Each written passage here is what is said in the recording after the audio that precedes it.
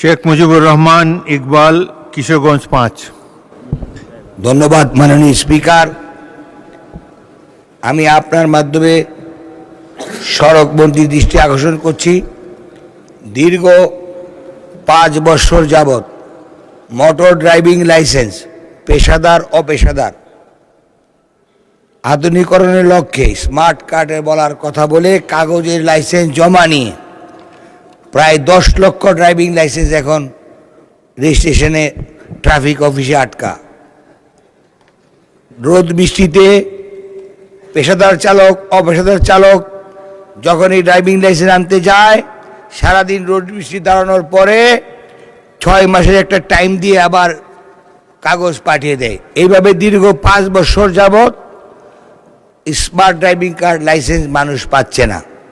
পক্ষান্তরে বারবার একই অবস্থা ভেবে যখন একবার রিনিউ না করে, রাস্তায় ট্রাফিক পুলিশ পেলে আবার তাকে জরিমানা করে।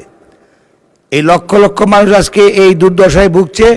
আমি আপনার মাধ্যমে সড়ক যোগাযোগ মন্ত্রী দৃষ্টি আকর্ষণ করে বলতে চাই, উনি অনেক দক্ষ, জরুরি ভিত্তিতে 1 পয়েন্ট সার্ভিস চালু করে জনগণকে এই দুর্ভোগ থেকে মুক্তির ব্যবস্থা করবেন।